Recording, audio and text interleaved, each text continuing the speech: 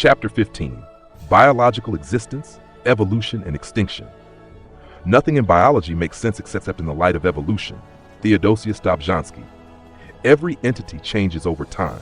If these changes lead to the complete loss of identity and disintegration, it is considered extinction. On the other hand, if the changes result in the alteration of identity and the formation of a new one, it is called evolution. Among the three states, existence, evolution, and extinction, existence is the most unnatural because of the natural tendency to change. Existence requires all the forces and fitness from within the entity to maintain its identity over time, remaining unchanged. In comparison, evolution, which involves a change in identity, is the second best state after existence. When studying evolution, we examine how a new identity has formed from a pre-existing one, considering the various factors, whether natural or sexual, that select for beneficial traits or not.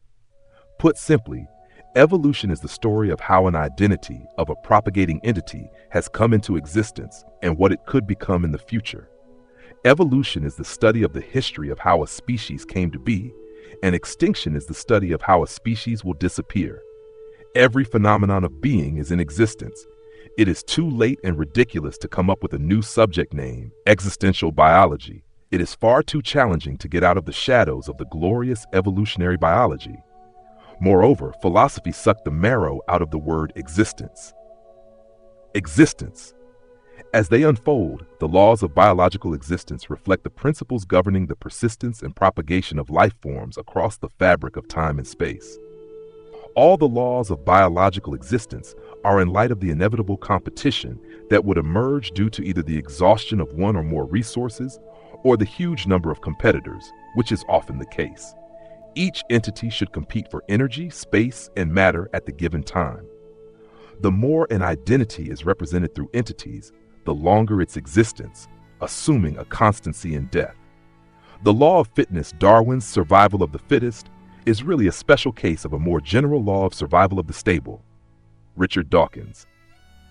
The law of fitness integrates the laws of existence: stability, resistance to change, reduction of change, and reversal of change. It asserts that entities capable in existence's challenges will persist. Fitness here is multifaceted, rooted in physical strength, strategic adaptability, neurological capacity, and socio-political maneuvering. Survival is an art of resilience, a continuous battle to secure energy and matter amidst competition and environmental adversity. Simply put, fitness translates to self-preservation. In biology, fitness is often associated solely with fecundity, but existence precedes fecundity. Defining fitness is complex, as it encompasses the ability to survive, reproduce, and pass on genetic material across generations. This concept holds significant weight in evolutionary biology. Fitness is the ability to endure diverse conditions over time without accumulating detrimental mutations. In complex organisms, epigenetic regulation modulates gene expression without altering the genome. Epigenetics plays a central role in cellular differentiation, offering a mechanism for adaptation without permanent genetic changes. Organisms can respond dynamically to environmental stimuli through DNA methylation, histone modifications, and non-coding RNAs. This ability to adjust traits reversibly enhances survival and fitness while maintaining genetic stability. It is an evolutionary strategy that balances environmental variability with genetic integrity. The agency of fitness resides within the organism itself. Fitness emerges from an entity's traits, behaviors, and genetic makeup, not from external forces. Physical strength, metabolic efficiency, and reproductive strategy directly influence evolutionary success. These traits are inherently linked to the organism's genetic composition and expressed phenotypes. Thus, the entity's capacity to adapt, compete, and thrive shapes its evolutionary trajectory. The law of reflected fitness asserts that the association of entities such as genes, genomes, and groups with their respective peers enhances their fitness, without which their existence would have become improbable. Many genes do not contribute to fitness, remnant viral genes in genomes of bacteria and humans, and yet propagate simply because they are associated with a conglomeration of highly fit genes, genomes. Similarly, genomes representing an individual can persist longer when associated with fit individuals, and so can groups. These otherwise unfit entities would have been extinct if not for the fitness of their peers reflecting on them. The law of reflected fitness further posits that an entity's survival is not solely dependent on its intrinsic traits, but is profoundly shaped by its associations within a group. In a group living context, aligning with those exhibiting higher fitness, be it for protection, resources, or opportunities, directly enhances an individual's chances of survival and success. This principle can be illustrated through examples such as affiliating with the alpha figure to secure stability within the group, or collaborating with a proficient hunter to ensure access to food and other vital resources.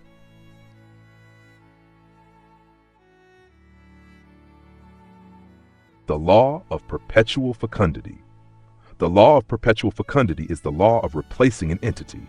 The law of perpetual fecundity emphasizes reproduction as the cornerstone of continuity. Identities that reproduce proliferate their essence, outliving individual lifespans. The abundance of offspring correlates with the duration and spread of the identity.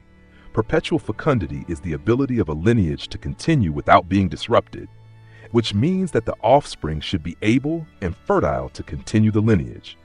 Thus, fecundity becomes a measure of endurance, creating an enduring legacy of biological identity. The more entities that share the identity, the longer the identity will exist. Perpetual fecundity is the ability to give rise to fit and fertile offspring. The law of chance. The law of chance underscores the randomness of variation and the directedness of selection. Environmental shifts, gradual or abrupt, impose unpredictability. Random events like meteor strikes have reshaped the trajectory of life, favoring some while obliterating others. This interplay of randomness and survival highlights the element of luck in evolution. The agency that decides the existence or extinction here is dictated by the environment, and the entity has very little say.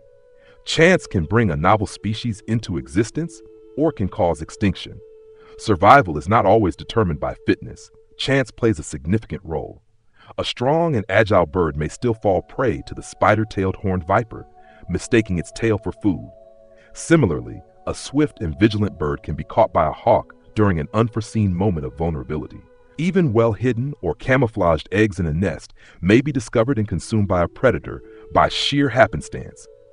These scenarios highlight that being fit does not guarantee survival. Random events and chance encounters can disrupt even the best adaptations, underscoring nature's unpredictability. Of course, fitness increases the probability of success. The law of choice. The law of choice reflects the profound ability of organisms to make decisions that influence their existence, often balancing survival, reproduction, and social dynamics. It encompasses a range of behaviors, from instinctive acts of self-preservation to conscious choices that may involve significant personal risk, even leading to the cessation of life. As neurological complexity increases, organisms acquire greater autonomy in these choices, further expanding the spectrum of their actions. The agency that decides the existence or extinction is solely on the entity, irrespective of good or bad conditions. Decides here means responses driven by instinct, intent, or intellect. Survival is not always dictated by strength, fitness, or courage. It is often influenced by choices made in moments of uncertainty. In war, the bravest and most skilled soldier may fall, charging into danger with unwavering resolve, while the less fit, who avoid the front lines or stay hidden, may survive. This is not a reflection of inherent superiority or weakness, but rather the unpredictable outcomes of individual choices amidst chaos. Circumstance, timing, and chance often play a larger role than the qualities of the individual, highlighting that survival is shaped as much by decisions as by capability. Among humans, the most profound expression of the law of choice is the decision to end one's life. Suicide, or death by self-inflicted injury, reveals a unique consequence of neurological complexity, the ability to override survival instincts and consciously opt for non-existence. Whether driven by psychological pain, existential crises, or social pressures, this act underscores the extraordinary autonomy that advanced neural systems confer. Such behavior, although tragic, highlights the profound intersection of biology, psychology, and social constructs in shaping human choices. There are suicidal actions in drastic circumstances to save the kin or the country, and there are suicidal actions to let the kin have the insurance money. Sokushinbutsu, or self-mummification, exemplifies a grueling sacrificial process wherein Buddhist monks consciously embraced a prolonged death. Over the years, they adhered to extreme fasting, consuming only nuts, roots, and toxic tea to dehydrate the body, eventually entombing themselves alive in meditation. This act symbolized ultimate discipline, transcendence, and spiritual liberation. In some cases, individuals choose assisted suicide because of health reasons or extreme old age. Whatever the cause and consequence be, an individual chooses to terminate their existence. Evolution. Darwin Wallace's theory of natural selection. According to Darwin's Origin of Species, it is not the most intellectual of the species that survives. It is not the strongest that survives, but the species that survives is the one that is able best to adapt and adjust to the changing environment in which it finds itself. Megginson, 1963. The term evolution comes from the Latin word evolver, meaning to unfold or to develop. Evolution refers to the gradual development of an entity from a pre-existing form. In biology, evolution encompasses the mechanisms by which new species arise. It is a philosophical concept with implications for understanding life, animals, plants, and our place in the broader context. Understanding the principles of evolution is crucial for comprehending the origins of various species on our planet. Studying evolution requires objectivity, validating evidence, critical thinking, scientific rigor, and open-mindedness. In brief, Darwin and Wallace's theory of evolution provides a comprehensive framework for understanding how species evolve over time. It emphasizes three key aspects: random generation of variation, where genetic differences arise through mutations and recombination; inheritance, where traits are passed down from one generation to the next; and selection, where environmental pressures favor individuals with traits better suited to survival and reproduction. This process, often referred to as natural selection, leads to the gradual accumulation of beneficial traits in a population, shaping the diversity of life and driving evolutionary change over generations. Before Darwin, many thinkers proposed various theories regarding the diversity of life forms. Some suggested each species is fixed according to a divine plan, while others proposed connections between different animal forms, implying a shared ancestry. Observations of similar anatomical features in different life forms led some naturalists to speculate that humans and animals might have evolved from common ancestors. Jean-Baptiste Lamarck, a French botanist and zoologist, was one prominent thinker in this regard. At 22 years old, Charles Darwin embarked on a 5-year voyage aboard the HMS Beagle as an unpaid naturalist. This voyage from 1831 to 1836 was financed by his affluent father. Darwin drew inspiration from the works of Lamarck, Charles Lyell, and Thomas Malthus. He meticulously documented his observations, filling a 770-page diary and compiling 1,750 pages of notes, along with cataloging 5,436 skins, bones, and carcasses from various locations across the globe. Wallace, a dedicated and humble biologist, had been conducting research in the Malay archipelago. Unfortunately, Wallace faced several misfortunes, including poverty and the loss of valuable notes and samples in a fire accident that caused the ship he was on to sink during a return journey from Brazil. After being adrift in the Atlantic Ocean for 10 days, he was rescued by a passing ship. Wallace wrote on the loss of his collections, "It was now, when the danger appeared past, that I began to feel fully the greatness of my loss. With what pleasure had I looked upon every rare and curious insect I had added to my collection! How many times, when almost overcome by the ague, had I crawled into the forest and been rewarded by some unknown and beautiful species! How many places, which no European foot but my own had trodden, would have been recalled to my memory by the rare birds and insects they had furnished to my collection!